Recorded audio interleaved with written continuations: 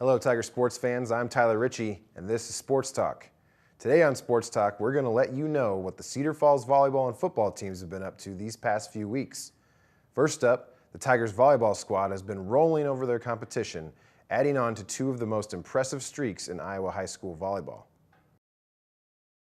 The Cedar Falls volleyball team has been eliminating any uncertainty their doubters might have had as their undefeated streak since September 16th of last year rolls on, with wins at the Ankeny Centennial Invite over, at the time, number 14 West Des Moines Dowling, number 11 Waukee, number 4 Linn-Mar, number 3 Cedar Rapids Jefferson, and tournament host number 1 Ankeny Centennial. After the Centennial tournament win, the Tigers became the number 1 5A team in the state and followed that up with a dominant three-set match against Waterloo East, beating the Trojans 25-10, 25-8, and 25-1. Then another three-set win over Western Dubuque, 25-9, 25-6, and 25-13. The Tigers have another, more impressive streak currently active as well. They have not lost a single set since September 23rd of last year, now sitting at 87-0. This past weekend, they competed in the Osage tournament, defeating ranked 3A competitors number 12 Clarion Goldfield Dows and number 3 Osage.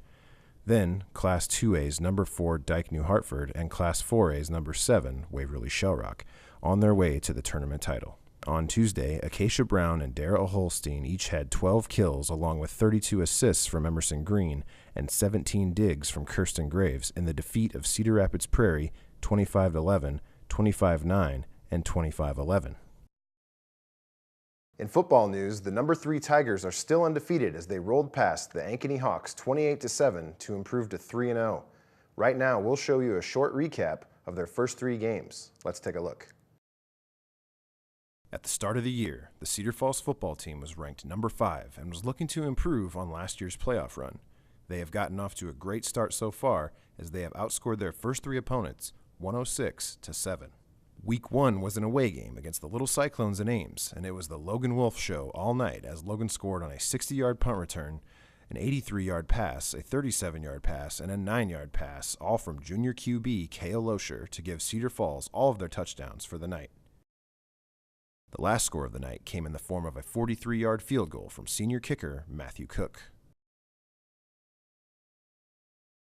In Week 2, the Tigers' offense was dominant against Iowa City High as they had 3 receiving touchdowns and 3 rushing touchdowns from their wideouts and running backs, then 2 field goals from Cook. The touchdown started in the second quarter with a 19-yard pass from K.O. Losher to Logan Wolf, then a 10-yard run from senior running back Sam Gary, followed up by a 44-yard pass from Losher to Jackson Frericks.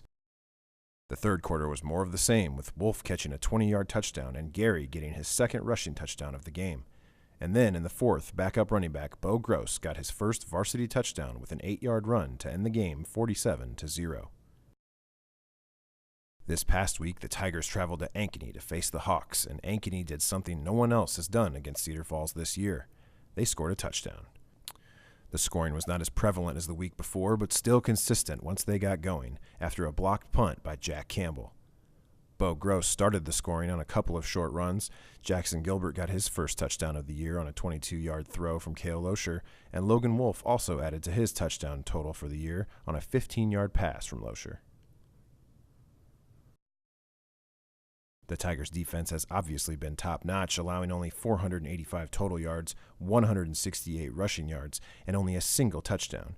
And there's no surprise as to why, as the 3 senior linebackers, Jack Campbell, Tate Johnson, and Dakota Southworth, have combined for 58.5 total tackles, and the defense as a whole has 6 interceptions.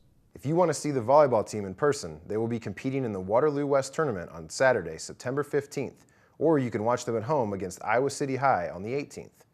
The football team will be playing at home in the Unidome against the number 1 Bettendorf Bulldogs on Friday, September 14th. That's all for this edition of Sports Talk. I'm Tyler Ritchie. Be good to each other, Cedar Falls.